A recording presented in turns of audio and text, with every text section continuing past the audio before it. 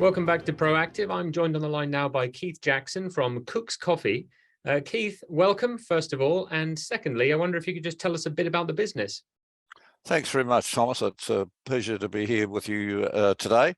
So Cook's Coffee is a company which is really an aggregator of brands. So we're building a house of brands in the cafe and coffee space.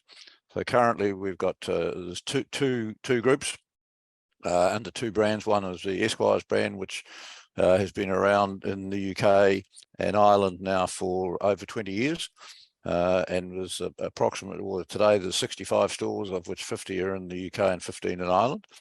And then the other brand, which is part of our group, is 222 brand, which is a young company which was formed in Swindon in 2016. It's growing very rapidly with 20 stores today. And do those two groups of brands share a common target market? No, the target markets tend to be different. And that's really one of the, if you like, the tricks in putting the group together is actually to focus on slightly different consumers and different usage occasions, which is what we're really looking at. And so to give you an example, is that the Esquire's brand would tend to be more family oriented, more sitting down in a cafe, more food. And the 222 brand would be more younger cohort, and sort of slightly more, if you will, sort of hipster type thing, with more innovative, doing a lot of different things, where the Esquire's brand is more traditional, and the food offering would be quite a lot higher. About 40% of our total take is food in Esquire's, and about 25% in 222. So just a different, and there's a number of different target audiences and usage occasions that we're looking to, just how we can build things together and then get synergies really in the administrative and sort of supply chain areas rather than the front end. So you're really covering off all your bases there. Does that range in your portfolio, has that helped you cope with what has been quite a difficult time for some in the hospitality sector?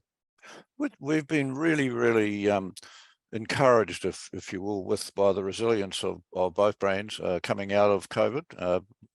Almost the last 12 months now, since July last year, we're running well ahead of last year, but also in the Esquire's brand, where we have the comparison to pre-COVID times, which we're like 47% ahead of 2019 for the period April to August. So we're very encouraged by that. Some of that's new stores, but the same store comparisons are also very positive.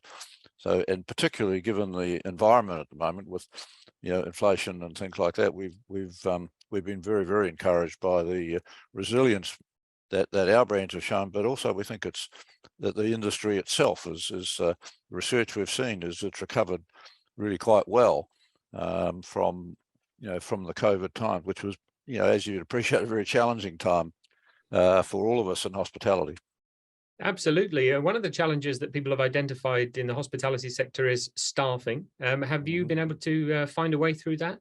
I think that all people have had some difficulties with that. The model that Cook's Coffee runs in each of the brands at the stage is a franchise model, and so the local people have got their own staffing requirements. Often the owners are working in the shop, in the cafe, and so that helps to an extent, but we're not immune from those challenges of staffing. And we have had some examples where individual cafes have had to work less hours, maybe just phase the times of the week, etc., to manage the staff that they've got available. So I think we've done not too badly, but we've certainly had some impact of it. Thomas, there's been no doubt about that. It would have been a miracle, I think, to have avoided avoid it altogether. Indeed. Where do you see the next big growth opportunity for you? We believe we've got a very strong pipeline at the moment for the existing brands of new stores. We also believe that we've got a big opportunity to grow the business within our existing store network, and we've probably got a lot to do to improve our offering, to be quite honest, about in the digital space, things like delivery, loyalty, using artificial intelligence, that type of thing. and improving our offering in that regard. So we believe out of that we'll see growth within our existing store network, and then there's the opportunity to grow the footprint across the country, and we're very encouraged by that. And coming from New Zealand, we know that the cafe numbers in New Zealand is about 4 times the density as what it is in the UK, and so we've got a big opportunity there.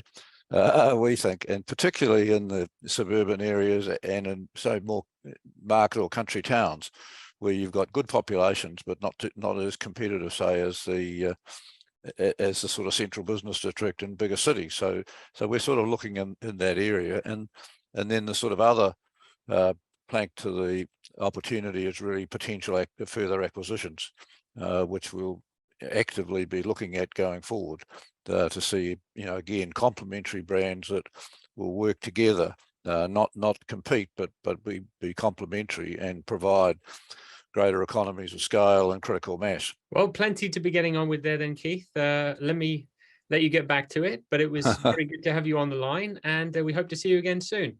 Thank you very much. I appreciate the opportunity to speak with you today. Thank you. My pleasure. Okay, bye-bye.